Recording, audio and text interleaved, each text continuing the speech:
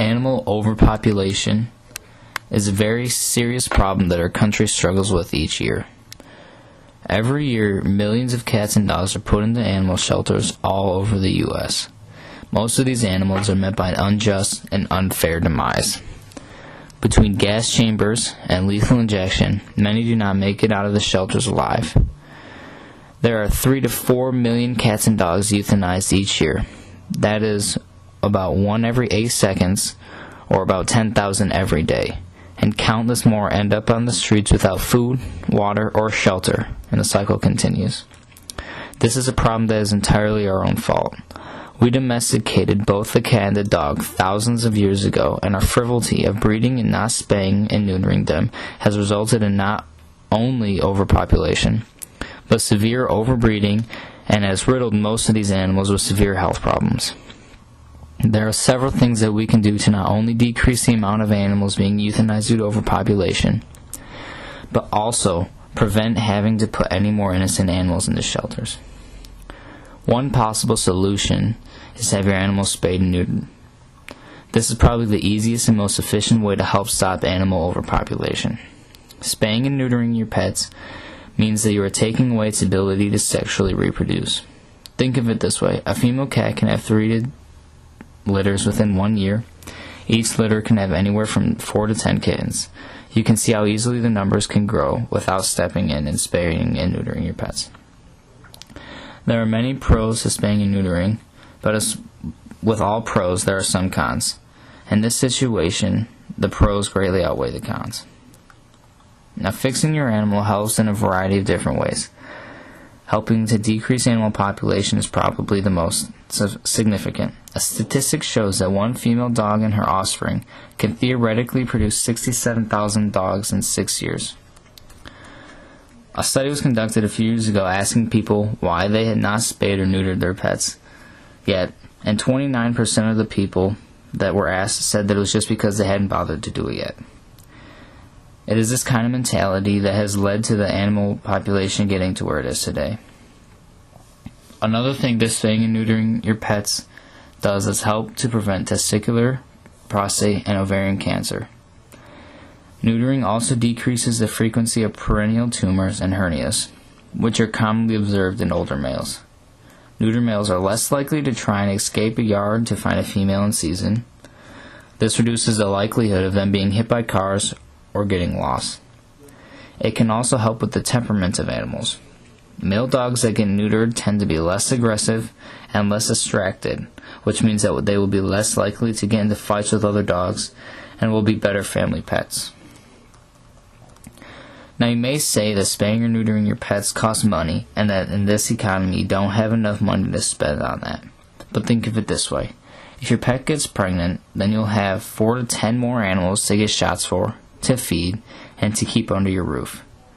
Another common misconception is that people tend to think that if they spay or neuter their pets, then they will get fat and lazy.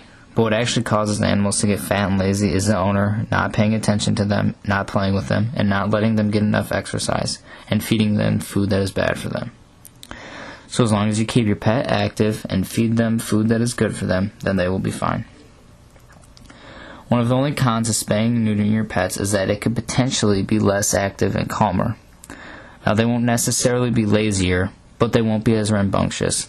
So if you want a pet that will be really active and ready to play with you all the time, then you might not want to get your pet spayed and neutered. But you should be careful so that your animal doesn't add to the already overwhelming animal population. Adopting through shelters and rescues is the other half to the solution. Families and future adopters need to be made aware of the best way to adopt new companions. There are many ways of going about this, and some are better than others.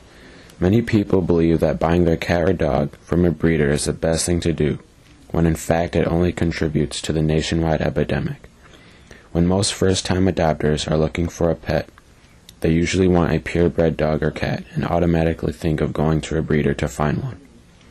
This is an assumption that is made way too often and involves many risks. What many people don't know is that there are purebreds available in shelters and rescues. 25 to 30% of all dogs in shelters are purebreds.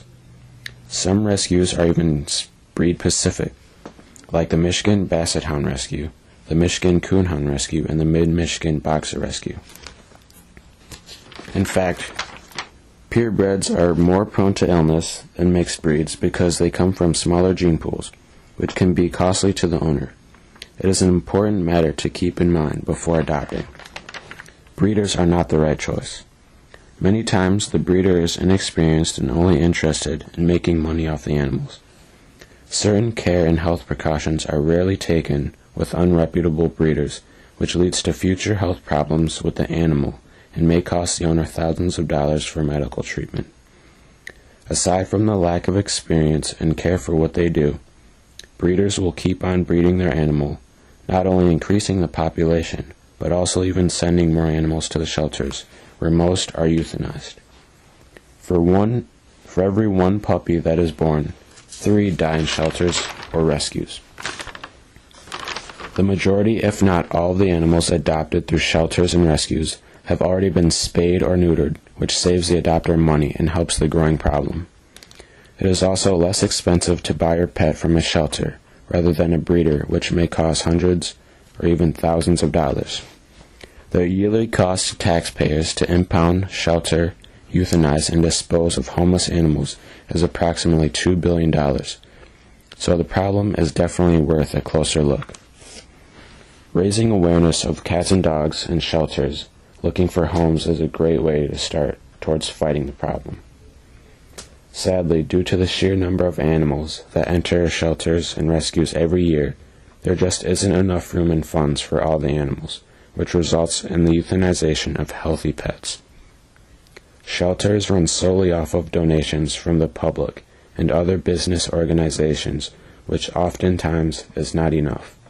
Food, medical treatment, and the upkeep of the shelter itself can be costly. Euthanasia is an unfortunate way of lowering expenses. That's why it is essential that families across the country adopt from shelters, because you're not only saving a life, you're giving animals who may have been abandoned or abused a second chance. The solution will ultimately be a nationwide effort. It is a problem that desperately needs our attention and cooperation. We are their voice. Too many animals, healthy and ready for adoption, have been put down due to our ignorance. There are millions of animals waiting to be saved, and it's up to us to solve the problem. Do your part. Have your pets spayed and neutered, and visit your local shelter and give an innocent animal a second chance.